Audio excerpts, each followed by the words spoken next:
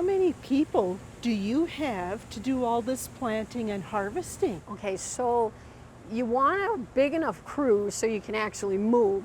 If you look at these sections, these rows, we can maybe get one row done with 6 people in a 10-hour day, if we're lucky. That's if the plants are good, the soil is cooperative, everything. The harvest goes a lot quicker. It's probably twice as fast as planting, but if you don't get them set well, you don't have anything to harvest. It looks good, but when we harvest, we'll see how good it is. Because if you don't have a plant, you aren't going to get any tubers. Where do you find all the people to help? We have struggled immensely, like a lot of farmers have, with trying to get local help. The younger people are more educated. They don't want to do the manual labor like farming takes, the seasonal work. We've switched totally to South African or H-2A visa people. I need people that I can train and that'll stick with me through the whole season. I can't have this open door policy, and that's what we've seen with so many people. They'll come in the end of May and want a job because their unemployment benefits from their other job that they had have run out, and now they need to find a job. But they're not a stable workforce. I've tried over the years to try to help, maybe just half-time or whatever, but this job is so detailed and meticulous and unforgiving, and I don't have enough of me or my daughter to babysit anybody. They have to have the initiative to work and get the stuff done. And with the South Africans, we hire all women because in the lab, they're very good with their fingers and detailed and multitasking.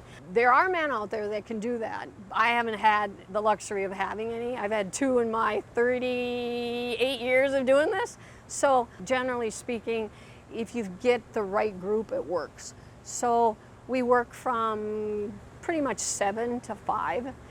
In the springtime, we'll push till 6:30. Sometimes I cook for them to try to, everybody gets tired. Everybody gets Sunday off. We might have to work Saturday to try to catch up, so Monday isn't quite so bad, but everybody at least gets one day off. But we as owners, you never get a day off until it starts blizzarding. And the South African women, they speak English and they're very educated. I have teachers, I have lab technicians, I've had dental hygienists, I've had nurses, like LPNs. I've had farm girls that have farmed with their father, but the brother's there and they don't see any opportunity for themselves, so they go, they want to just go out and see what else is out there. They are just wonderful people. Some of them have traveled China, Vietnam, Europe, Six Flags, they're all over. We've had many come back, and the ones that keep coming back, of course, find a spouse here.